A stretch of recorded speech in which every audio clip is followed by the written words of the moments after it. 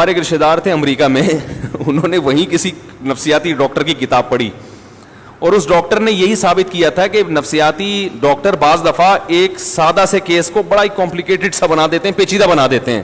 وہ سادہ سا کیس ہوتا ہے اس کو کیونکہ انہوں نے پڑھا بہت ہوتا ہے نا, تو وہ اپنی اتنی پڑھائی کو اس مریض پہ فٹ کر کے, وہ سادہ سا کیس ہوتا ہے, اس کو بیچارے کو کہیں بغل میں کوئی پھوڑا نکلا ہوا ہوگا, ممکن ہے اس کو پتہ نہ چلے, ٹھیک ہے نا, کچھ بھی وجہ ہو سکتی ہے. تو وہ انہوں نے بتایا کہ بھائی وہ ایک بچہ جو تھا نا انگریزوں میں, اسے کیا ہوا ہے کہ وہ سائیکل لے کے گھر کے گرد گول گول چکر لگانا کمرے میں شروع کر دیا اس نے سائیکل کا. اب ماں باپ نے کبھی اس کو اس طرح دیکھا نہیں تھا کہ کبھی اس نے اس طرح سے سائیکل چلائی ہو.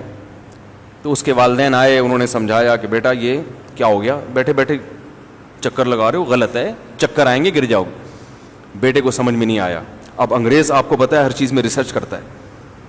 ماں باپ پریشان ہوئے کہ یار ایسا کبھی اس نے کیا نہیں ہے, کوئی مسئلہ ہے بھائی, ڈاکٹر کو فون کیا جائے. نفسیاتی ڈاکٹر آیا, بچے کی پوری ہسٹری پڑھی اس نے, اس کا رزلٹ جو اسکولوں میں کیا کارکردگی رہی ہے, کوئی مسئلہ تو نہیں ہے بھائی. پورے سال کی رپورٹیں پڑھیں.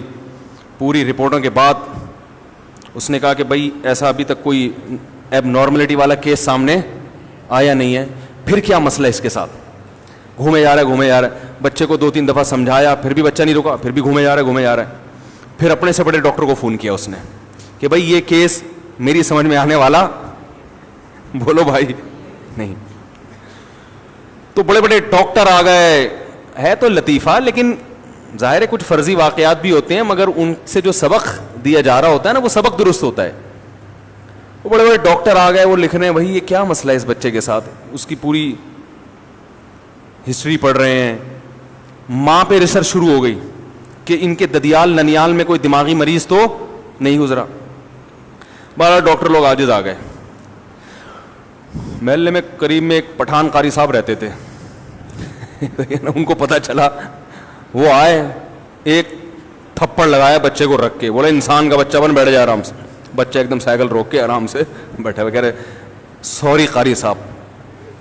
اب دیکھو کتنا آسان کیس تھا, اس بچے کو ایک زوردار جھانپڑ کی ضرورت تھی. تو ہم پاکستان میں اکثر نفسیاتی کیس اس طریقے سے کیا کر لیتے ہیں. میرے پاس کالز آتی ہیں امریکہ سے کہ بھئی بچہ یوں ہے, وہ اصل میں ایکچولی بچہ صبح صبح اٹھ کے پتہ نہیں عجیب عجیب سی آوازیں نکالتا ہے, ہیں اس طرح کے ہوتے ہیں کیسز, بچہ یہ کرتا ہے اسکول میں. تو میں ان سے کہتا ہوں بھائی 2-3 طبیعت سے چماٹ لگا دو. ہمارے ہاں یاد رکھو, یہ ایک گراؤنڈ ریئلٹی کی بات کر رہا ہوں, ہمارے ملکوں میں غربت, مہنگائی, سب کے باوجود بچوں میں نفسیاتی بیماریاں کا ریشو 0 یعنی 0.001% ہوگا. یہ حقیقت پر مبنی بات بتا رہا ہوں آپ.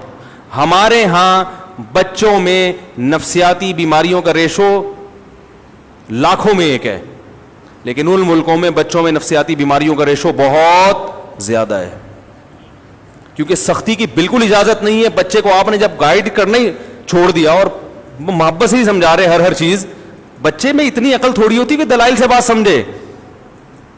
اسے تو روب سے اس کے دماغ میں یہ بٹھانا پڑتا ہے کہ غلط کام ہے. اپنے باتیں بتانی نہیں چاہیے, لیکن ایسے واقعات جن سے لوگوں کو فائدہ ہو, میرا خیال ہے ان سے کو شیئر کرنے میں کوئی حرج نہیں ہے. مجھے یاد ہے میرے ایک بچے نے, بچی تھی 5-6 سال کی, اس نے کہیں پرس سے 5 روپے نکال لیے. پرانی بات ہے, 4-5 سال پرانی, ویسے ہی نکال لیے کچھ لینے کے لیے. اس پہ میں نے اسے معاف نہیں کیا. میں نے زندگی میں پہلی دفعہ کسی بچے پہ ہاتھ اٹھایا ہوگا, اور میں نے اس کو 2 تھپڑ بہت زور سے لگائے. بعد میں پھر تلافی بھی کی, اس کو دکان لے گئے, چیزیں دلائیں, گھمانے پھرانے. تلافی کرنی چاہیے. جب بھی آپ اینٹی بایوٹک دیتے ہیں تو پھر ڈاکٹر طاقت کی بھی کچھ دوا دیتا ہے نا, کہ بھائی اس کے جو سائڈ افیکٹ ہیں اس کی کیا ہو. بغاوت جب پھیلتی ہے جب آپ سختی کریں اور پھر محبت سے اس کی تلافی نہ کریں. یہ کیوں کیا؟ اس لیے کہ اس کے لاشعور میں یہ بٹھا دیا جائے کہ یہ معمولی جرم, بولو بھائی, نہیں ہے, یہ معمولی جرم نہیں.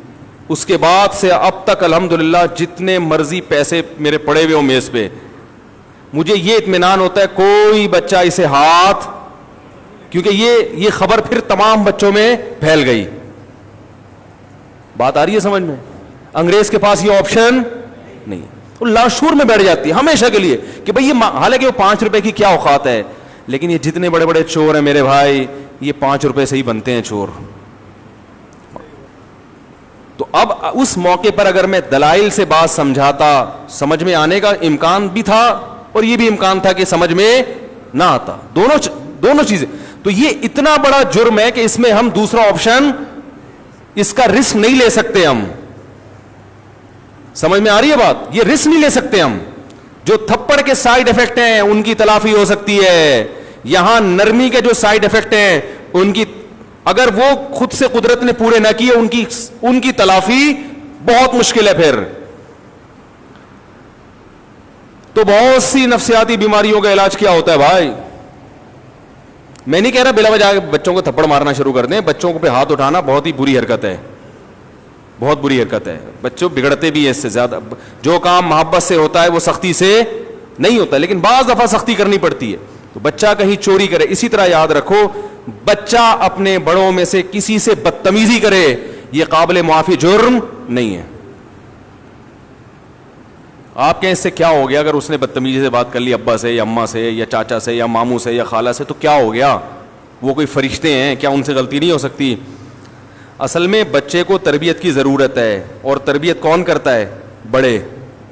اگر اس کے دل میں بڑے کا احترام نکل گیا, تربیت کا آپشن ختم. اور احترام نکلتا کیسے ہے؟ بدتمیزی سے.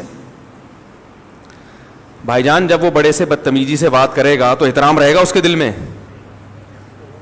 مجھے ایک بات بتاؤ, پولیس آفیسر آپ کے پاس آتا ہے اور آپ اس سے بدتمیزی سے بات کرتے ہو, تو اس کا مطلب آپ کے دل سے پولیس کا احترام